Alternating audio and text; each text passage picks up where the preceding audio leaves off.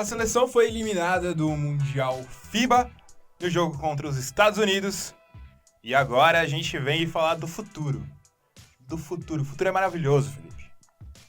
Exatamente. Futuro vai ser abundante. Vai ser brilhante. A gente já destacou em alguns momentos que a gente tem nomes do momento que são importantes para a seleção, que já estão firmados. Rafa Luz, Bruno Caboclo, Vitor Benite. Você também tem nomes para se firmar que já tiveram experiência, que é o Iago e o Didi. Outros nomes que podem integrar isso, como o Raulzinho, Scott Machado. Você tem até um Felício e Augusto Lima, que são novos e podem fazer alguma coisa. Mas o vídeo de hoje, a gente vai falar de diferente, cara. Vai falar de caras que não chegaram ainda nesses status. São caras que, ao lado desses que já estão firmados, logo vão compor essa base que a gente acredita que tem muita chance de ser muito boa aqui no futuro próximo, né, Felipe? Com certeza. Jogadores, alguns, pelo menos para quem já acompanha esse cenário do desenvolvimento de jogadores brasileiros, alguns desses nomes podem até ser familiares. A maioria deles, né? Exato. Quem acompanha, a maioria deles é familiar. Mas a gente veio trazer aqui para vocês 5 jovens promessas brasileiras no basquete para ficar de olho nos próximos anos. Certo, Felipe? Certíssimo.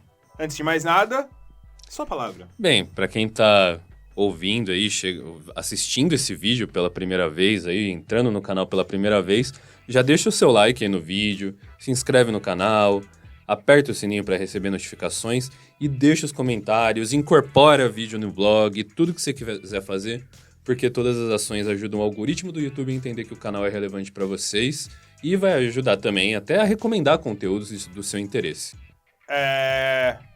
Não se esquece de compartilhar com seus amigos, né? Com certeza, compartilha com todos os seus parceiros e parceiras aí. Bom, chega de enrolação. Primeiro nome é um nome que eu acho que talvez esse é o mais desconhecido desses aqui, Felipe. Pedro Nunes, armador do Flamengo, que já passou pela Espanha e já passou por academias dos Estados Unidos. Por que o Pedro Nunes está nessa lista, Felipe? Bem, a gente tá pensando em jovens que, além de uma formação boa, né, querendo ou não, por mais que a gente tenha clubes formadores muito bons aqui no Brasil, as maiores referências são internacionais e uma das maiores referências em formação de jovens atletas é a Espanha. Exatamente. E ele vem aqui pro Brasil num time muito bom, que é o time do Flamengo. Por anos o melhor time do NBB, por longe. Continua sendo muito bom, né? E vai aprender muito. Ele ainda é jovem, eu acho que tem 19 anos. Mas é um armador para compor esse elenco muito forte no futuro. Exatamente. E realmente a gente precisa de profundidade nessa seleção, né? Sim. Querendo ou não, o cenário que a gente vê, o Raulzinho é o principal armador dessa seleção no momento, Sim. talvez.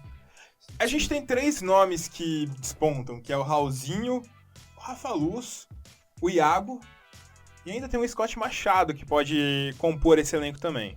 Exato. E aí você tem também todo esse espaço de desenvolvimento do Pedro Nunes, que querendo ou não, quando ele for chegar mais perto do auge dele, alguns desses jogadores já vão estar uma idade mais avançada. Exatamente. O segundo nome da nossa lista vem também do basquete europeu, vem também do basquete espanhol. É um colosso, é imenso. Não lembro da gente ter tido um jogador tão grande assim. Que é o Felipe dos Anjos, que é o pivô do Real Madrid, da base do Real Madrid. Colocou o nome para pré-seleção para esse último draft da NBA, mas retirou depois. Tem 2,22 metros de altura, Felipe. Isso. Ele já era bastante comentado antes, justamente por causa desse aspecto pirulitão. Sim. Vem ganhando massa. Exatamente. Esse sempre foi o maior problema em relação a ele, que costuma ser um grande problema com jogadores tão altos, né? Mas, assim, ele tem um jogo bem versátil, né? Na formação dele no basquete internacional. Pivôs europeus têm um jogo versátil, porque, diferente dos jogadores que são desenvolvidos na NCAA, jogadores europeus são treinados nos fundamentos, mesmo que eles são pivôs altos. Eles treinam armação, eles treinam passe, eles treinam arremesso. Por isso que a gente vê tantos jogadores europeus muito bons nesses quesitos na NBA, né? Exatamente. E, querendo ou não, ele Ele é contratado, o dono do contrato dele é o Real Madrid, mas ele já foi emprestado também diversas vezes, Ele tá jogando a Liga CB. Isso, já jogou Lebe Ouro também.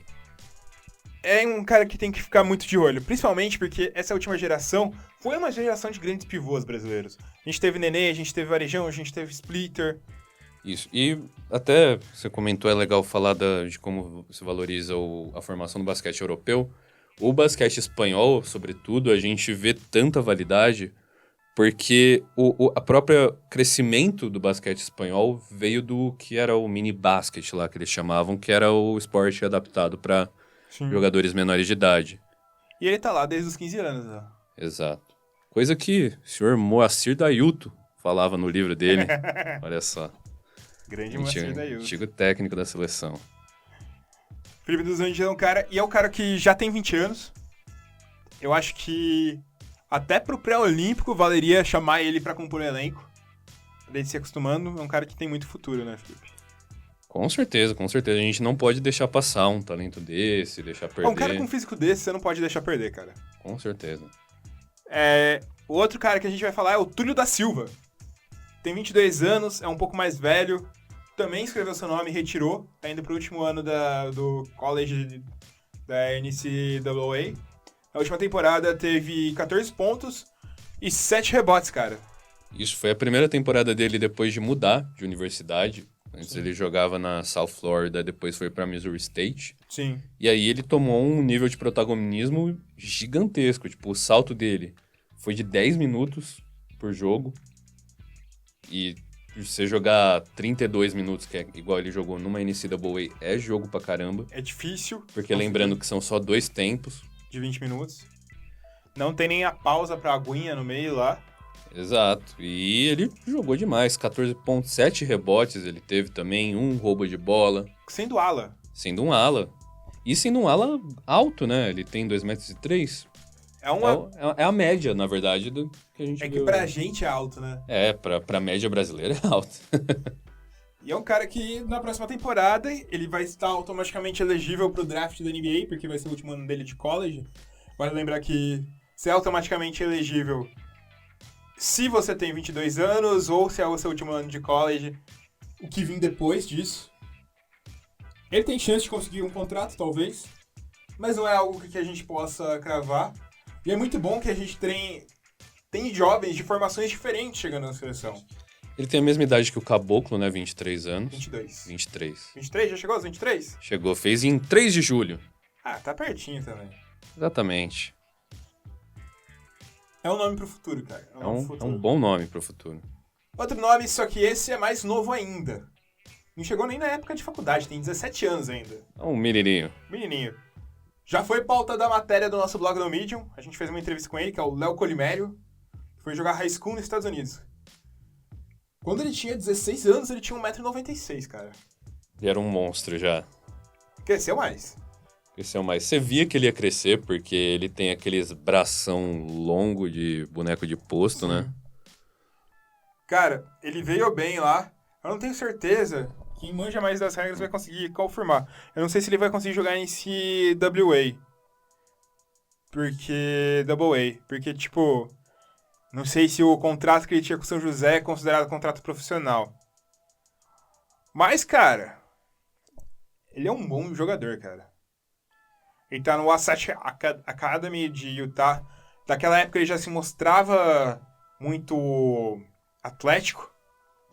Muito ofensivo. Conseguia enterrar com 16 anos, cara. Isso. E você ter um jogador com esse tipo de ferramenta ofensiva, mobilidade, esses braços longos, essas características que muitas vezes a gente não via no basquete brasileiro alguns anos atrás. Sim. Os caras que a gente via isso, a gente via o Marquinhos. Exato. Que é bom pra caralho. E a gente via também bastante do Jefferson, que não utilizava isso atleticamente, né? Os dois que são iguais, na verdade, né? O Marquinhos pelo menos sempre foi bem mais móvel que o Gé, né? Sim. Mas... o Gé não era móvel. Nunca foi. Sim. Mas ele é um cara que... Eu acho que ele, pro futuro, é o principal nome brasileiro, cara. Eu acho que dentre esses nomes aí que a gente tá citando, até por ter mais tempo pra se desenvolver por É o enquanto. teto mais alto, cara. É o teto mais alto.